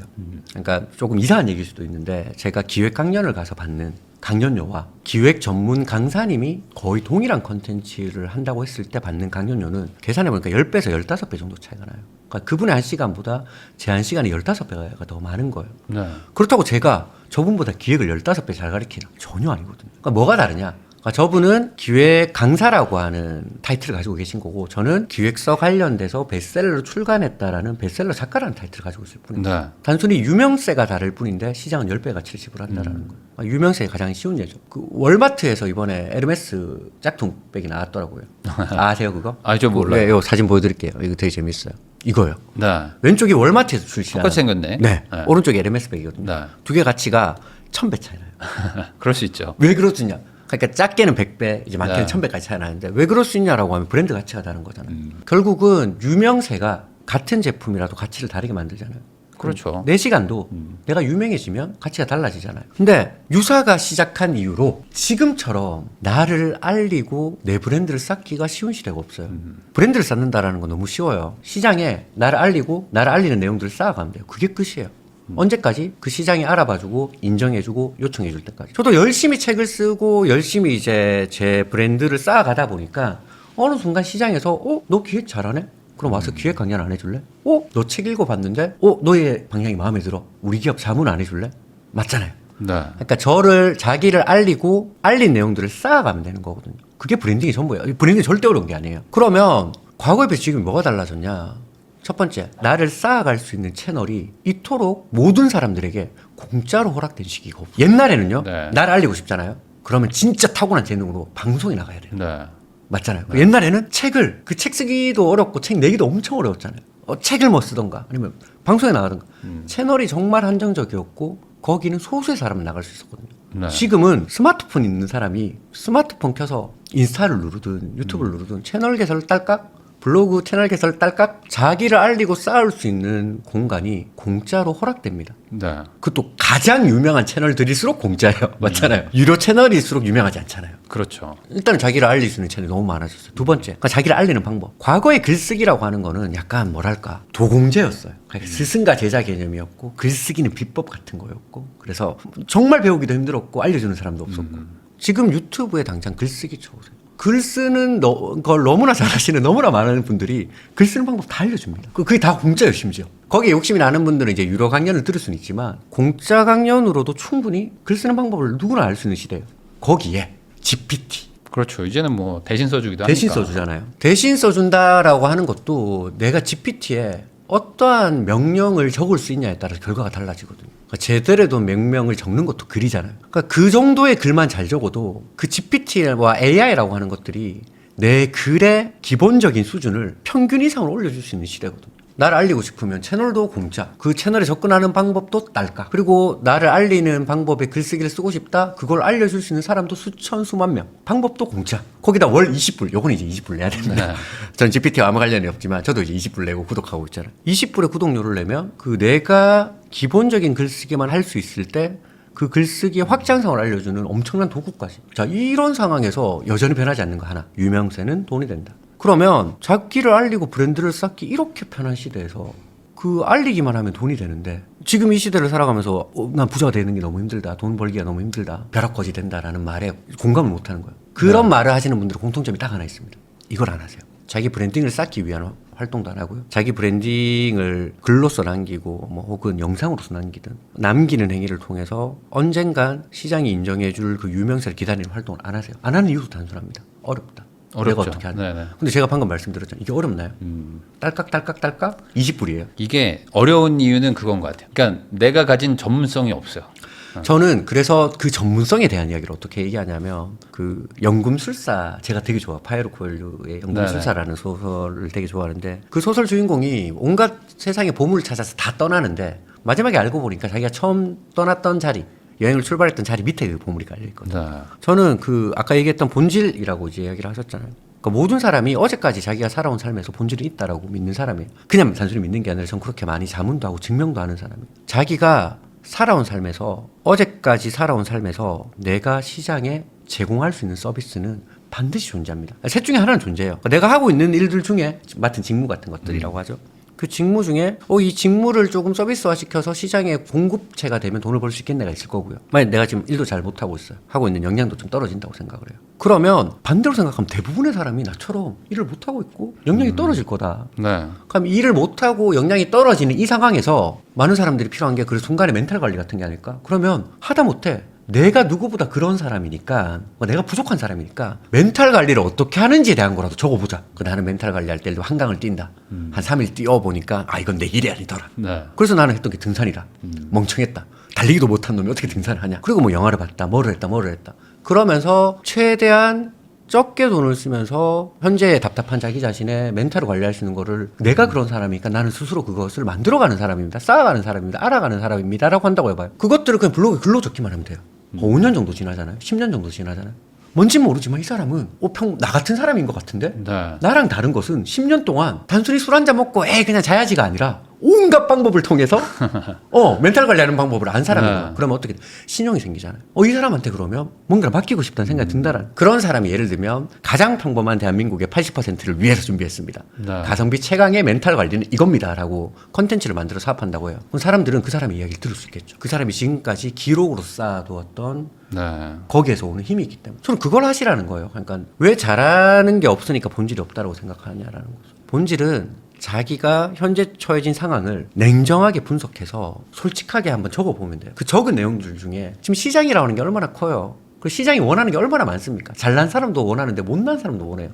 똑똑한 사람도 원하지만 멍청한 사람도 원해요. 네. 웃긴 사람도 원하지만 진지한 사람도 원해요. 그러니까 시장이라고 하는 거는 거의 모든 종류의 욕구를 다 원해요. 그럼 내가 살아온 삶에서 내가 잘하는 거든 내 열등감이든 이 시장이 원하는 게 한 가지쯤 있다는 거예요. 거기서부터 출발해서 기록으로 남기면 된다는 거예요. 거기서부터 글을 쓰면 된다는 거예요. 근데 대부분 뭐 그냥 뭐 브이로그를 한다든지 뭐 네. 여행 갔다 온 거 뭐 소비한 거 뭐 음식점 간 거 뭐 이런 거 사진 올리면서 약간 뭔가 브랜딩도 아닌 이도저도 아닌 것들을 하면서 시간을 보내는 분이 많잖아요. 그게 이제 과시적 소비와 과시적 여가거든요. 대부분의 사람들이 이제 SNS를 정확한 수치는 아닌데 그때 제가 책을 쓰면서 봤던 게 미국에서 그 소셜 네트워크를 하는 87.몇%의 사람이 결국은 그 네트워크를 하는 이유가 자기 자랑이다라고 하는 거죠. 그러니까 대부분의 사람들은 자기 자랑하려고 글을 써요. 네. 근데 아까 얘기했던 제가 브랜딩이라고 하는 게 뭐라고 해서 브랜딩이라고 하는 건 별거 없다. 알리면 되고 쌓으면 된다라고 하는 거잖아. 무엇이 시장이 원하는 내가 가지고 있는 것을 자랑하는 동안에는 네. 내가 시장에 알리고 싶은 게 없어요. 그냥 나 이렇게 잘났어. 나 좀 알아봐줘. 나 이렇게 멋진 삶 살고 있어. 부럽지. 이게 아까 제가 인간관계에서 끊어야 된다라는 어떤 사람 나 인정해줘라고 구걸하는 사람과 일치해요. 그런 사람들일수록 네트워크나 인맥관계에서도 부족함을 느끼는 경우가 많고요. 그리고 그런 사람일수록 조건이 있지만 아무 가치가 없어요. 왜냐하면 목적이 없기 때문에. 네. 맞잖아요. 그렇죠. 그러니까 브이로그를 하더라도 예를 들면 브이로그를 하더라도 나는 대한민국의 평균 직장인이다. 네. 그래서 연차가 14일밖에 없다. 그런 나는 그리고 내 연봉은 3천이다. 많지 않다. 평균치다. 그런 나는 50전까지 전 세계를 어쨌든 돌아보는 목표가 있다. 자, 그래서 내가 알리는 모든 투어는 이거다. 이 정도 수준인 사람이 가장 짠내나게 그 40개국을 돌 수 있는 방법. 그걸 한다. 그래서 나는 특가를 기다렸다. 예를 들면. 그래서 본인이 얼만큼 짠내나는 활동으로 합리적으로 짧은 시간 안에 임팩트 있게 전 세계를 돌아다녔나를 남기면 같이 여행 블로그를 남기는 거지만 목적이 생기는 거죠. 완전 다르죠. 어떤 사람이 봐야 되냐면 그와 같은 사람들 중에 해외여행을 좋아하는 사람들 중에 나는 시간이 없어서 돈이 없어서 저런 명품 해외여행을 못해 라고 하는 사람들이 시장이 되는 거예요. 네. 그 사람들이 보겠죠. 그럼 그 사람들이 이제 한 명, 두 명씩 보면서 좋아요를 누르거나 아니면 거기 머물기 시작해요. 그럼 그 사람들한테 무슨 얘기를 할 수 있는지 브랜딩이 쌓이면 할 수 있는 게 너무 많아요. 예를 들면 거기에 관련돼서 현실판 짠내 투어를 준비했다. 네. 그러면 이 사람이 이미 브랜딩이 있기 때문에 하나 투어든 어디든 가서 여행 상품 만들자라고 만들어요. 짠내 투어다. 그 짠내 투어에서 공감대 있는 사람들끼리 가서 우리 열등감 느끼지 말고 재밌게 놀다 오자. 예를 들면 그런 사업을 할 수도 있을 거고. 본인이 가지고 있는 시장 메시지로 쌓은 브랜딩을 할 수 있는 건 너무나 많다라는 거죠. 이 사람이 다른 사람에 비해서 잘났나요? 하나도 잘난 게 없어요. 그러면 뭐 뛰어났나요? 뛰어난 게 하나도 없어요. 그럼 뭘 했나요? 하나밖에 안 했다라는 거예요. 본인이 현재 처해진 상황에서 충분히 시장이 공감할 만한 이야기를 구성하고 기록한 게 다예요. 그 기록이 그 사람에게 대한민국 80% 직장인이 극현실적 해외여행을 꿈꿀 때 네. 찾아야 되는 유일한 사람 포지셔닝 됐잖아요. 옛날에는 이런 게 브랜딩이 안 됐어요. 소수에 허락된 브랜딩이니까 전부 다 멋있는 것만 가져가요. 다 뭐 방송이나 뭐 이런 전부 데서 다 해야 잘난 되니까. 것만 가져가고. 네. 옛날에 그게 근데 지금은 그게 되는 시대라는 거예요. 어떻게 이런 게 브랜딩이 돼라고 하는 것들이 브랜딩이 되고 그걸 원하는 사람들이 있어요. 그 원하는 사람들이 인정하는 순간 돈이 돼요. 얼마나 부자가 되게 하시고. 하긴 뭐 요즘에 인플루언서나 뭐 이런 뭐 SNS 마케팅 하는 분들 보면은 뭐 나름 그 업계에서 뭐 되게 유명하다고 하시는데 뭐 전혀 모르잖아요. 이제는 몰라요. 너무 맞아요. 파편화됐으니까. 파편화가 돼 버려서. 맞아요. 근데 그 업계에서는 또 막 유명하시고 맞아요. 그 사람을 따르는 사람도 많고. 맞아요. 네. 그렇게 매스가 없어지면서 그 정말 매체들이 잘게 쪼개지면서 그 잘게 쪼개진 그 수백만의 시장이 생긴 거예요. 자기는 그 한 시장에서 알리기만 해도 그 나머지 알리지 못한 사람들의 수혜를 받을 수 있다는 거예요. 저는 제가 그 자문한다라고 이제 말씀드렸잖아요. 경영 자문을 글을 자문합니다라고 이야기를 하는데 저는 단 한 번도 그 글쓰기를 뭐 잘합니다. 제가 글쓰기를 뛰어나게 합니다라고 자문을 한 적이 없고 저는 뭔 얘기를 하냐면 제가 드리는 자문에 담겨 있는 생각과 글은 가장 상식적입니다. 나는 가장 상식적인 거를 할 수 있는 사람이고 이게 왜 필요하냐면 대부분 사업이 망하는 이유는요. 비상식적이어서 망하는 겁니다. 그래서 최소한 제가 상식적으로 하는 말을 지키거나 아니면 내가 상식적으로 하는 질문에 대답할 수 있는 구조만 짜면 적어도 잘못으로 망하지는 않습니다라고 저는 저를 어필하거든요. 이게 같은 거죠. 그러니까 제가 잘난 게 아니라는 거예요. 그러니까 제가 가장 잘해요라고 하면 내가 누구랑 써야 돼? 최고의 명필가랑 싸우던가 뭐 필리카틀러 같은 마케팅 대가랑 써야 하잖아요. 그게 아니라는 거예요. 제가 현재 처해진 위치에서 내가 선택한 내 길이 뭐지?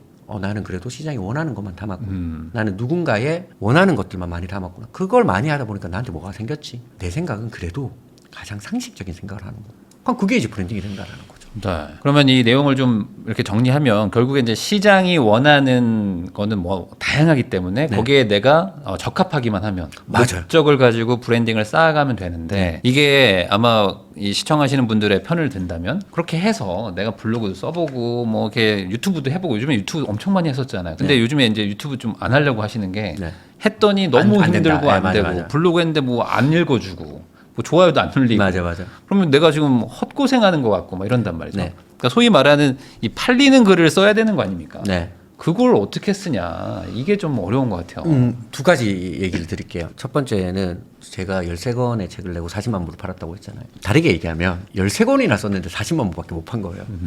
그러니까 어떤 분들은 책 한 권에서 100만 권 해서 그냥 바로 대박 나신 분. 뭐 그런 분도 있죠. 그러니까 작년에 책을 썼는데 저는 14년째 책을 썼는데 그분 쓴 책이 갑자기 그분을 스타로 만드는 경우도 있잖아요. 그 유튜브도 마찬가지인 게 똑같이 노력했는데 어떤 사람들은 갑자기 그 알고리즘 신의 선택을 받아서 100만이 되고 뭐 어떤 사람들은 또 몇 년을 했는데 안 되고 무슨 얘기를 드리고 싶냐면 내가 시장의 선택을 받는 거는 어떻게 보면 운일 수도 있어요, 사실. 저는 그걸 부정하지는 않거든요. 네. 운일 수도 있고 그 운이 허락이 안 될 수는 있어요. 근데 확실한 거 하나는 결국은 그 운이 찾아올 때까지 끈기 있게 버틴 사람들 중에 그 운을 만나는 사람이 있지. 끈기 있게 버티지 않은 사람이 그 운을 만나는 경우는 없다라는 거예요. 그래서 저는 아까 얘기했던 뭐 해봤는데 안 되고 뭐 해봤는데 안 되고 뭐 해봤는데 안 되고 라고 이야기하는 분들한테 그 얘기를 합니다. 나는 글이라고 하는 거를 처음 썼을 때 시장에서 책은 더 이상 안 된다. 책 쓰지 마라. 책은 망하는 길이라는 그 길을 선택했다. 그리고 여전히 그 말을 들으면서 난 13년째 매년 한 권씩 글을 쓰고 있다. 근데 내가 이 활동을 했던 덕분에 대한민국에서 가장 유명한 작가는 아니지만 지금 네가 내 말을 듣지 않고 있냐. 지금 네가 내 말을 경청하지 않고 있냐. 내 브랜딩이 생기지 않았냐. 그러니까 최소한 무언가를 한다라고 했을 때 누구한테나 허락되지 않을 기적적인 운이 찾아올 정도만 그 정도 시기만 하고 안 된다라고 안 했으면 좋겠어요. 일단은 그게 너무 짧게 하는. 저는 많다. 그랬으면 좋겠고 거기서 이어지는 이제 두 번째가 그러니까 가급적이면 힘 빼고 하셔라라는 얘기를 하는 거예요. 유튜브 대부분 왜 포기하냐면 유튜브 힘들어요. 네. 편집도 힘들어. 그러니까요. 내가 만든 것을 기록으로 남기고 저장하면 된다고 했잖아요. 그 기록으로 남기는 과정이 영상이 정말 힘들어요. 글은 지하철 타고 스마트폰으로 유튜브 한 편 볼 시간에 그냥 블로그에 아무 글이나 적으면 일단은 쌓이잖아요. 그러니까 쌓이기 너무 쉽다라는 거죠. 그래서 가급적 힘을 빼고 오래 유지할 수 있는 수단을 써라라고 해서 이제 글쓰기를 쓰라고 얘기를 하는 거고. 그러니까 팔리는 글이라고 하는 거는 우리가 이야기했던 것에 이미 답이 있습니다. 뭐냐면 내가 어떤 글을 쓰기 전에요. 제가 처음에 저를 소개할 때 시장 우선주의자라고 했잖아요. 네. 팔리는 글은 시장 우선주의라는 뜻이에요. 뭐냐면 자 내가 어떤 글을 쓰기 전에 도대체 나라는 사람이 알리기에 괜찮은 시장이 어딘지를 보라라는 그게 더 중요하죠. 어찌 훨씬 보면. 중요하죠. 네. 그러니까 아까 얘기했던 말씀 잘 하셨잖아요. 여행을 갔는데 그냥 여행 후기만 올리는 사람과 그 여행을 가서 후기를 올리지만 앞에 선언하듯이 자 대한민국 평균 이하고 그럼에도 불구하고 50전에 40개국 여행하고 싶은 사람이다. 그래서 나는 어떤 글을 올릴 거냐. 가장 짠내나게 전 세계를 돌아다닐 수 있는 글을 올릴 거다. 라고 해서 이제 적는 거랑 다르다고 그랬잖아요. 적어도 후자인 사람이 내가 어느 시장에 팔아야 되는지. 두 번째, 그 시장에 어떠한 이야기를 팔아야 되는지. 세 번째, 내가 왜 그것을 팔 수 있는지를 아는 사람이. 그걸 먼저 설정하고 그리고 나서는 되게 쉬워져요. 그 방향성을 정하는 게 말씀하셨던 어떻게 하면 팔리는 글을 쓸 수 있냐. 팔리는 글에 거의 저는 50%라고 생각을 하거든요. 절반이에요. 이 책에서 적었지만 절반은 그겁니다. 그래서 이제 말씀하신 거에 대한 대답을 드리면 최소한의 끈기를 가져라. 운이라는 녀석이 찾아올 때까지 기본적으로 자기가 가장 지속할 수 있는 수단으로 써라. 나는 어쨌든 글쓰기를 추천한다. 너무 글이 쉽다. 제일 쉽기 때문에. 제일 쉽다. 세 번째는 글을 쓸 때 내가 어떤 글을 쓸 건가를 고민하는 게 아니라 시장이 어떠한 글을 원하고 있고 받아들이려고 하고 있고 내가 쓸 자격이 되는가를 먼저 생각해봐라. 저는 그렇게 얘기해요. 근데 이게 되게 중요한 얘기거든요. 저도 이제 유튜브 뭐 이렇게 원하는 분들, 하고 싶어 하시는 분들한테 거의 비슷한 얘기를 하는데 사실 열심히만 한다고 해서 되는 게 아니고 아니죠. 되는 판에 가서 해야 되거든요. 맞아요. 되는 그 주제나 뭐 본인의 성향에 맞는 데서 해야 되는데 대부분 이걸 또 오해하셔가지고 아 그럼 나 그냥 뭐 구독자 막 하나도 안 늘어나는데 10년 해보자. 이렇게 해가지고 되는 건 아니잖아요 또. 맞아요. 그래서 되는 판에서 해야 되고요. 네. 너무 잘 생각하셨는데 좀 얘기하면 싫어할 수도 있을 텐데 우리 도윤이 형 한번 바라봅시다. 저는 도윤이 형, 김 작가님이랑 그래도 20년 넘게 알았거든요. 그러니까 그분의 시작과 끝을 다 알고 있어요. 근데 그분이 처음에 김 작가 TV를 할 때 절대로 그걸 안 하셨어요. 경제 관련된 경제 게 관련된 아니었어요. 거. 온갖 사람들을 다 했어요. 그때 그 구독자 10명도 안 될 때 제가 출연했거든요. 네. 온갖 것들을 다 하다가 그것을 꾸준히 하다가 코로나 이후에 투자에 대한 관심이 가지면서 본인이 냈던 투자 콘텐츠가 대박이 나면서 그때부터 이제 시장이 원하는 대로 투자를 계속 하기 시작한 거예요. 네. 그래서 지금 채널이 만들어졌잖아요. 그러니까 하시면서 그 영상을 업로드 하시면서 방금 말씀하셨던 될 만한 판을 빨리 발견하셔서 그쪽으로 피벗을 하셨잖아요. 이게 이제 했던 얘기고요. 그 말씀하셨던 얘기잖아요. 더 중요한 건 이거예요. 그 피벗한 판에서 어떻게 본인이 살아남았냐? 본인이 잘하는 게 인터뷰라서 그래요. 그러니까 본인은 본질적으로 인터뷰의 삶을 유튜브 하기 전에 10년 이상 살았거든요. 네. 누군가를 섭외해서 그 사람의 이야기를 듣는 건 누구보다 잘해요. 본질이 있으니까 경제라고 하는 경제의 유튜버라고 하는 그 판에서도 먹히는 거예요. 그래서 팔리는 판에 해라. 맞는 얘기고 두 번째 자기가 그 판에서 과연 버틸 수 있는 혹은 지속할 수 있는 역량이 있는지 없는지 확인해라. 그러니까 그게 진짜 중요한 거예요. 맞아, 중요해요. 보니까 아무리 그 운이 딱 때가 맞아도 본인이 그걸 못할 때가 있어요. 아 못해요. 역량이 네, 안 돼서. 네. 맞아요. 그래서 저는 기회가 왔을 때 그걸 못하게 되는 경우를 막기 위해서라도 글쓰기를 통해서 자기 브랜딩을 쌓아라라고 꼭 이야기를 하는 거거든요. 예전에 미국의 다큐멘터리에서 와 나는 그 다큐멘터리 보고 흑인 꼬마애가 그 왜 공부를 해라고 이야기를 하는데 그 아이의 답변이 너무 멋있는 거예요. 뭐라고 하냐면 사실 난 목적 없다. 근데 공부를 하는 이유는 내가 하고 싶은 일이 생겼을 때 공부라는 녀석이 그 발목을 잡지 않기 위해서 난 하는 거다. 라는 얘기가 너무 좋았거든요. 네. 그러니까 자기가 글쓰기를 통해서 자기 이야기를 쌓아가면요. 그 쌓아간 결과는요. 훗날 아까 말했던 어떤 기회가 왔을 때 내가 그걸 할 수 있는 자격이 되어져. 그러니까 뭐 나는 지금 크게 목적도 없고 뭐 생각도 없는데 그래도 지금 하세요. 왜 지금 하냐면 브랜드는 시간이 중요하잖아요. 쌓는 데는 시간이 걸려요. 그 시간은 뭐 어떠한 기술, 어떠한 기교가 와도 못 대처하잖아요. 오늘부터 하시면 그 5년 뒤에 쌓이는 시점이 가장 빨라요. 그렇죠. 맞잖아요. 오늘이 가장 빠르다. 오늘이 가장 빠르잖아요. 네. 그래서 어떤 목적이 없다 하더라도 그럼 우선 글쓰기에 그 얘기라도 적으라는 거예요. 나는 목적이 없다. 네. 그래서 나는 목적을 발견하고 싶다. 라는 것부터 시작해서 일기 쓰듯이 하루에 10분씩만 적어 나가다 보면 그 사이에 뭔가를 발견할 거고 그 사이에 발견한 내용들을 쌓아갈 거예요. 그죠? 발전할 거잖아요. 그때쯤 되면 어떻게 되냐면 봐봐요. 5년 동안 그 고민을 했다라고 해요. 그리고 2년 동안 발견했다라고 해요. 발견하고 난 뒤에 쓰면 그 사람은 2년짜리예요. 그 사람의 브랜딩 2년짜리잖아요. 근데 5년 전부터 이걸 써왔어. 그러면 그 사람의 브랜딩은 7년짜리예요. 그 2년짜리와 7년짜리 중에 누가 더 높은 값이냐라는. 당연히 7년짜리잖아요. 그러니까 지금 당장 하셔서 지금부터 쌓아지면 무조건 미래에 도움이 되고 무조건 훗날 도움이 되는데 이제 그걸 안 할 이유가 전혀 없다라는 거예요. 사실 많은 분들이 내가 잘하는 걸 찾으면 그때 시작할게요라고 늘 많이 하시거든요. 맞아요. 근데 그게 아니라 우선은 해야 된다. 시작을 해야 된다. 브랜딩은요 히스토리입니다. 잘하는 걸 찾고 나서 하는 게 아니라 잘하는 것을 찾아가는 그 과정 역시 결국은 본인의 브랜딩의 레거시가 돼요. 그러면 혹시 이게 투자도 보면은 뭔가 이렇게 좀 빨리 가려면 뭐 대출을 받든 해서 뭐 레버리지를 막 써서 이렇게 좀 속도를 높이는데 이 글쓰기라는 것도 지금 아마 들으시는 분들은 그럼 난 뭐 몇 년 동안 해야 돼. 그리고 난 뭐 지금 실력도 없고 나는 지금 글 쓰는 것도 자체도 못 하는데 이거 어떻게 좀 빨리 하거나 이런 뭐 일종의 레버리지를 쓸 수 있는 방법이 있을까요? 방법이 많죠. 그래서 지금 제가 여기 이제 네. 아까 처음에 얘기했던 역대급 부자가 될 수 있는 기회라고 하는 게 과거에는 글쓰기의 1부터 10이 다 자기가 했어야 됐어요. 아까 말씀드렸던 것처럼 방법도 되게 어려웠고 지금은 방법이 되게 많다라고 했잖아요. 거기서 나아가서 글을 쓰는 거에 있어서 그것을 도와줄 수 있는 보조제가 너무 많이 있습니다.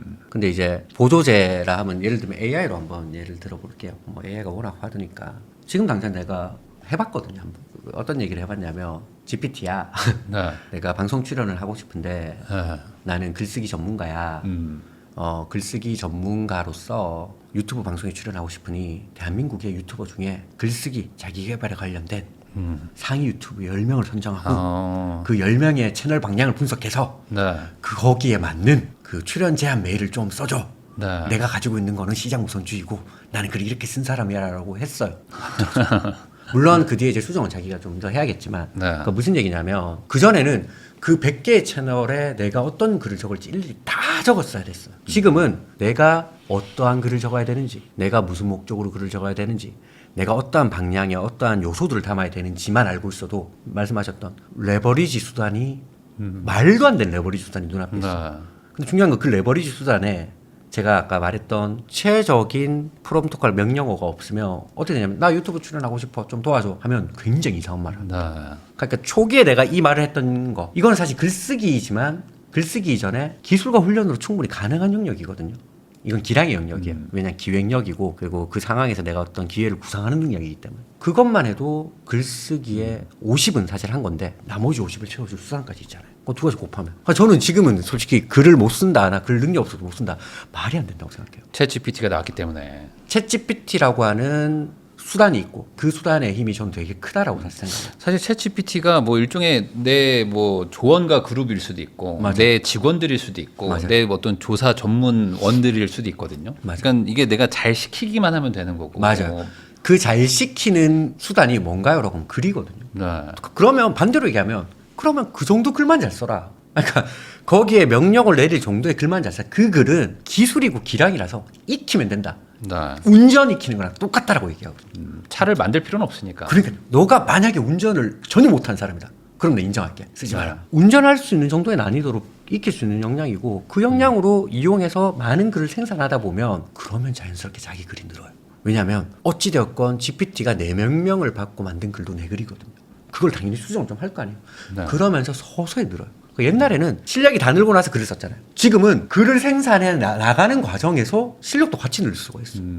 얼마나 좋은 시대예요. 거기다 이제 이렇게도 생각할 수 있을까? 방금 말씀하셨던 어떤 목적이 있어야 되고 내가 그 시장에 뭐 잘 맞는지도 사실 따져보고 이제 시작을 하라고 했는데 소위 말하는 되는 판에서 해야 되는데 네. 그 되는 판이 뭔지 모르는 분이 사실 더 많잖아요. 맞아요. 근데 그것도 그냥 챗 GPT랑 같이 이런저런 두런두런 얘기를 하다 보면 또 찾아지는 경우들도 있어요. 그래서 진짜 무서운 게 챗GPT 그러니까 내가 원하는 시장이나 이런 것들에 대해서 답을 주질 않지만요. 네. 내 대화를 최대한 풍성하게 보여줘요.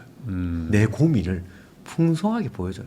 그러면 말 그대로 그런 글을 통해서 물어보고 대답하고 물어보고 대답하는 사이에 그 될판이라고 하는 단초나 계기도 뭐 찾을 수 만들 있죠. 만들 네네네. 수 있는 거죠. 그러니까. 네. 그러니까 이런 것 생각하면 정말 역대급 기회인 것 같기도 하고. 역대급 기회죠. 지금은 나라는 사람이 마음만 먹으면 그전에는 소수의 사람들한테만 허락되었던 초전문가 집단의 가장 높은 순도의 지식을 즉시 내가 받을 수 있고 옛날처럼 일일이 찾아가는 게 아니라 네. 물어보면 바로 답해주는. 그래서 말 그대로 내 말만 듣고 내 말만 충실히 따라주는 엄청난 전문가 집단을 100명, 1000명이든 한 달에 20달러로 소유할 수 있는 시대인 거잖아요. 그러니까 이런 시대일수록 말씀드렸던 브랜딩을 쌓기는 너무 쉽다라는 거예요. 그러면 결국에 이제 글을 쓰는 게 이제 시작이라고 치면 약간 이런 것도 있을 것 같아요. 뭐 저도 뭐 문외한이다 보니까 글이라는 거를 뭐 다양한 곳에다 쓸 수 있는데 네. 그럼 여전히 그러면 뭐 네이버 블로그가 뭐 가장 좋은 걸까요? 어떻게 해야 되나요? 이 저는 플랫폼. 그 어떤 플랫폼이 가장 좋아요라고 누가 네. 묻잖아요. 저는 뭐라고 묻냐면 뭘 하고 싶어요라는 걸 뭘 하고 싶냐? 네, 뭘 하고 싶어요. 이것도 이제 쉬운 얘기인데 결국은 내가 하려고 하는 상품이나 내가 하려고 하는 일의 성질에 따라서 네. 내가 이용해야 될 플랫폼이 전 다르다고 생각해요. 가령 되게 킥하고 힙하고 약간 날리면서 쉽게 소비할 수 있는 어떤 물건들이나 서비스를 생산하는 브랜딩을 하고 싶어. 네. 그게 이제 전통적인 마케팅 방식에서는 저관여 감성 제품이라고 하는 거거든요. 관여성은 적고 감정적으로 하는. 그런 분들은 뭐 예를 들면 SNS나 아니면 스레드 네. 워낙 휘발되는 그런 형태 그리고 즉각 나올 수 있고 쇼펌하고 이런 것들이 더 맞을 수 있죠. 하지만 내가 하는 게 예를 들면 6회 강연에 1000만 원짜리 강연을 팔고 싶어요. 나는 그런 서비스를 팔고 싶어요. 그래서 6번 강연을 하는데 보는 사람이 1000만 원 이상 지불해야 된다. 혹은 내가 제공하는 서비스는 사람마다 살면서 한 번만 딱 받으면 되는 서비스인데 대신에 한 3천만 원이다. 네. 라고 하는 거는 그걸 고관여 이성 제품이라고 하거든요. 이제 예를 들면 그런 거는 깊게 사람들이 생각하고 고민을 해야 되잖아요.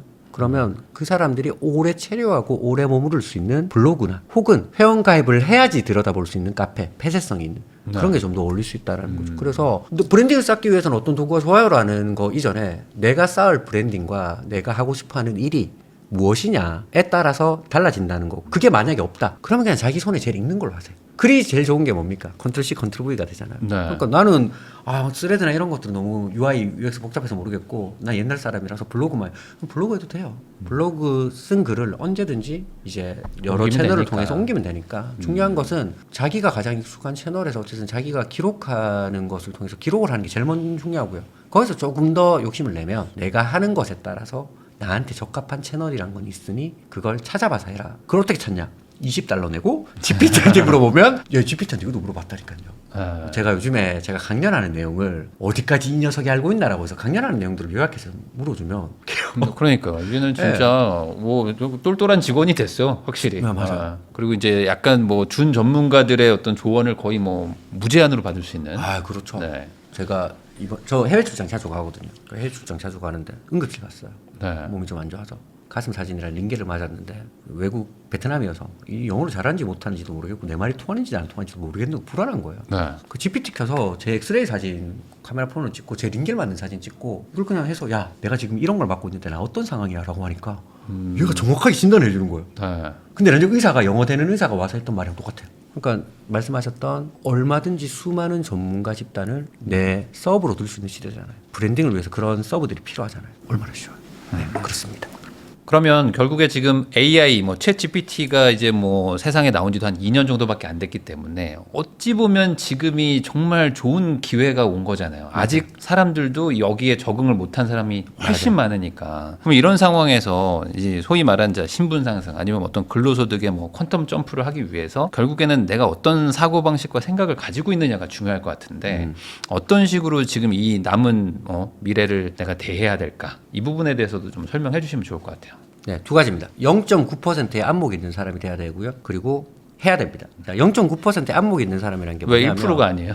이게 제가 이제 주장한 것은 아니고 네. 세상은 지금까지 0.1%의 창의적인 사람 무언가를 만들면 0.9%의 안목 있는 사람이 그것을 알아보고 이제 시장에 전달했고 네. 99%의 잉여 인간들이 네. 이제 그것을 끌어오면서 만들어졌다라는 이론이 있거든요. AI를 우리가 만든 게 아니잖아요. 네. 그거는 0.1%의 창의적인 사람이 만들었어요. 우리는 이제 그걸 할 수는 없지만 0.9%의 안목 있는 인간이라서 이 AI라고 하는 것을 바라보고 이용해서 얘가 주는 레버리지를 최대한 땡기는 노력이 좀 필요하다고 봐요. 네. 그래서 AI를, GPT를 투자물로 보지 마시고 생산 수단으로도 볼 수 있다라는 전 인식 전환이 네. 앞으로 시대에서는 꼭 필요하다고 생각을 합니다. 첫 번째는 그거고요. 두 번째는 누차 계속 말씀드리고 아마 이제 계속 제가 말씀을 드렸기 때문에 좀 그 잔소리처럼 들릴 수는 있지만 지금만큼 하기가 쉬운 시대가 없어요. 내가 뭘 하든 정보도 충분하고요. 채널도 충분하고요. 도와주는 도구조차 충분해요. 지금만큼 뭔가를 하기가 쉬웠던 시대가 저는 없습니다.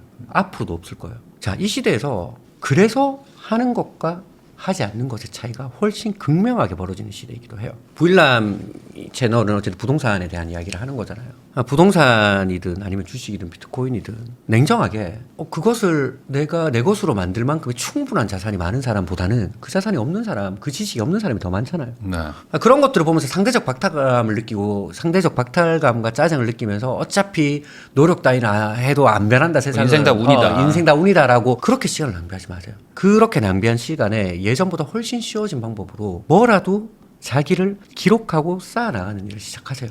장담컨대요. 그렇게 5년이 지나면요. 그 5년 만에 자기의 가치와 자기 시간값이 얼마나 바뀌었는지 나오고 보입니다. 그걸 본 입장에서는 이걸 안 할 이유가 없는데 그걸 보지 않은 입장에서는 안 봤기 때문에 못하는 거거든요. 그러면 5년이 아니라 1년이라도 해보라는 거죠. 이 하기 쉬운 시대. 그거 두 가지만 가지고 있어도 저는 앞으로의 세상에서의 퀀텀 점프가 가능한 무기가 아닌가라고 생각을 합니다. 그러면 그래도 이제 책이 이제 팔리는 글은 처음이라고 하셨기 네. 때문에 이제 나는 글쓰기로 마음 먹었다. 그리고 이제 나는 이제 글쓰기를 통해서 브랜딩을 쌓겠다라고 하시는 분들 입장에서 그러면 팔리는 글은 뭐고? 뭐 예를 들어 뭐 팔리지 않는 글은 뭐고? 그러니까 뭔가 글쓰기에도 어떤 차이가 있을 거 아닙니까? 맞아요. 그 차이 하나 설명해 주시면 좋을 것 같아요. 네, 그 팔리는 글은 시장이 사는 글이죠. 너무 단순하잖아요. 그러니까 팔리는 자신은 근데 안 팔아봤으니까. 시장이 이제 그렇죠. 시장이 이제 사는 글인데 네. 그래서 팔리는 글이라고 하는 거는 어려운 게 아니라 그리고 뭐 기깔난 표현 이런 게 아니라 누가 산다고 해서 시장이 사는 거잖아요. 네. 그럼 쉬워요. 시장이 원하는 이야기, 어려워, 시장이 듣고 어려워. 싶은 얘기를 하면 되는데 그래서 제가 예를 들어 드릴게요. 네. 제가 광화문에 광화문 미진 숯불 막창이라고 네. 하는 막창집을 하는 친구가 있어요. 네. 그 친구를 자문을 해주는데 그 친구가 대구에서 쭉 살다 서울에 올라와서 대구 막창집을 여는 거예요. 열기로 하고 나서 뭘 고민했냐면 시그니처 메뉴가 필요하다. 네. 그래서 절창이라는 부위를 가지고 왔어요. 여러분 절창 처음 들어보셨죠? 절창 처음 듣습니다. 그게 소의 위가 4가지가 있는데 네. 그 중에 한 부위를 절창이라고 하고요. 소 한 마리를 잡았을 때 나오는 부위가 제일 적은 부위 중에 하나예요. 그리고 가장 내장 부위 중에 고소해요. 여기까지 들으면 참 좋은 얘기지만 그래서 이제 이 친구가 고민을 하는 거예요. 나는 우리 가게가 잘 되기 위해서 시그니처 메뉴를 만들고 싶은데 절창으로 하고 싶다. 몇 명한테 먹여봤더니 시장에게 줘봤더니 질기대. 한 절반 정도가. 그래서 이거를 해야 될지 말아야 될지 모르겠다 라고 얘기하는 거예요. 제가 이제 팔리는 글을 도와줬죠. 무슨 소리냐? 너가 방금 말한 거에서 자 시장이 원하는 얘기만 가지고 와서 다시 써보자. 너가 방금 말한 것 중에 절창은 소 내장 중에 가장 고소하다며. 네. 그리고 한 마리 잡아서 500g 정도밖에 안 나오는 정말 적은 부위만 나온다며. 이거 두 가지를 합쳐서 질기다란 말을 자 이렇게 표현해보자라고 해서 제가 씹을수록 고소해지는 귀한 특수 부위다라고 하면 어떠냐. 질기다라는 것은 너가 주장하기 전까지는 시장이 판단을 그렇게 할 수도 있지만 그것을 너가 전달하는 알리는 너가 씹을수록 고소해집니다라고 해봐라. 네. 아무도 질기다라고 생각 안 한다. 아 씹을수록 고소해지는구나라고 생각을 하지. 이게 불안하면 나는 메뉴판에 이렇게 적어라. 소절창은 500g밖에 나오지 않는 귀한 특수 부위고 씹을수록 고소하다. 그래서 씹는 걸 좋아하시는 분은 절창을 드시고 씹는 거를 좀 싫어하시는 분들은 좀 더 부드러운 막창 드셔라라고만 이야기해라라고 네. 했거든요. 그렇게 이제 메뉴판을 바꿨습니다. 이렇게. 음. 이거 바꾸고 나서요. 컴플레인이 한 번도 안 들어왔어요. 어. 근데 모든 사람이 그 찔겠다고 말하는 사람이 분명히 있을 거 아니에요. 네. 이런 얘기를 안 했다면. 네, 네. 그 사람들이 블로그에 후기를 어떻게 올리냐면 진짜 귀한 부위 먹었고 이게 확실히 씹을수록 고소함이 올라온다라고 얘기하는 거예요. 지금 막창집이라고 이제 몇몇 분들이 할 수 있잖아요. 이 막창집 매출이 얼마인지 아세요? 1년 매출이 30억이 넘어요. 어. 그 30억이 넘는 막창집에 두 번째로 잘 팔리는 상품이에요. 어. 단순히 글을 제가 어떻게 했나요? 뭐 특별한 게 없었잖아요. 그냥 시장이 원하는 대로 시장이 원하는 이야기로 담았을 뿐이에요. 근데 이런 식의 곱하기의 효과가 있다라는 거죠. 저는 이게 팔리는 글의 전부고요. 이걸 자기한테 적용하면 자기 브랜딩이에요. 이걸 상품한테 전달하면 상품 브랜딩이 되는 거고. 그러니까 결국에 이제 단점도 장점으로 보일 수도 있는 것이고. 그렇죠. 내가 어떻게 적느냐에 따라서. 그리고 반대로 내가 글을 잘못 쓰면은 장점도 단점으로 보이겠네요. 대부분은 장점을 단점화시킨다기보다는 그런 분들이 정말 흔하지 않고 이런 거 있잖아요. 아, 왜 이 사람들은 입만 열면 손해를 보고 글만 쓰면 손해를 보냐라는 그런 사람은 분들이 있어요. 소수고 네네. 대부분은 이제 자기 장점을 곱하기를 못 하시는 거죠. 곱하기를 못 하는 그 장점을 강점화시키지 못하는 거죠. 그런 분들한테 글쓰기가 꼭 필요합니다. 지금까지 제갈현열 작가님 모시고 부자들은 또 사람을 또 어떻게 대하는지 그리고 또 부자가 되고 싶은 사람들은 또 어떤 또 인맥 관리를 해야 되는지부터 그리고 이제 우리가 가져야 되는 앞으로 정말 몇 안 되게 오는 정말 좋은 기회가 이제 눈앞에 왔는데 이거를 또 놓치는 분들이 또 많을까봐 아까 말씀하신 0.9%에 들어야 된다. 우리가 이건 잡아야 되잖아요. 맞아요. 0.1%까지는 못 들어갔어도 그렇죠. 네, 이 기회 한번 놓치지 않으면 좋겠다. 라는 얘기까지 나눠봤습니다. 귀한 시간 내주셔서 시청해주신 거 다시 한번 감사하다는 말씀 전하면서 저도 작가님하고 인사 나누겠습니다. 작가님 오늘 나와주셔서 감사드립니다. 감사드립니다.